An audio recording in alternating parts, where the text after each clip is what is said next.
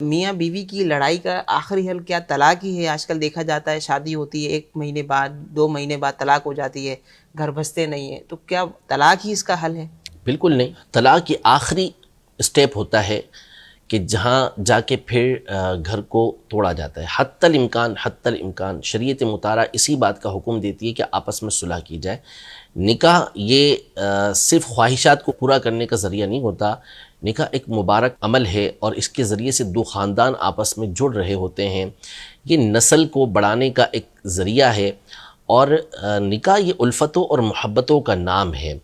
اصل مسئلہ یہ ہوتا ہے کہ تعلیمات دینیہ سے ہم لوگ دور ہوتے ہیں، ہمیں معلوم نہیں ہوتا کہ کس انداز میں ہم نے آگے زندگی کو گزارنا ہے،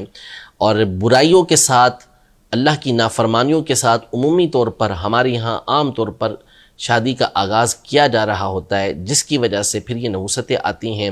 اور بڑی دھوم دھام کے ساتھ کی ہوئی شادی، نعوذ باللہ اللہ محفوظ رکھے، کہ بہت سارے ایسے معاملات پیش آتے ہیں کہ 1 مہینے کے بعد، 2 مہینے کے بعد، سال کے بعد گھر ٹوٹ جاتے ہیں۔ تو برائے مہربانی پہلے تو آپ اس بارے میں معلومات حاصل کر لیا کریں، پھر کبھی ایسی نوبت پیش آ جائے کہ اب گھر بننا چلنا ممکن نہیں رہا تو کسی اچھے عالم دین سے، مفتی صاحب سے رابطہ کر لیا کریں کہ وہ آپ کو بتا سکیں کہ آگے کا لائحہ عمل کیا ہونا چاہیے، کیونکہ ایک ساتھ 3 طلاقیں دے دی جاتی ہیں، اور ایک ساتھ 3 طلاقیں دے دینا، اس سے طلاق پڑ جاتی ہیں اور تینوں کی تینوں پڑ جاتی ہیں۔ لیکن یہ طریقہ کار شریعت مطہرہ کا پسندیدہ طریقہ نہیں ہے، پورا ایک طریقہ کار ہے کہ کس طرح آپ نے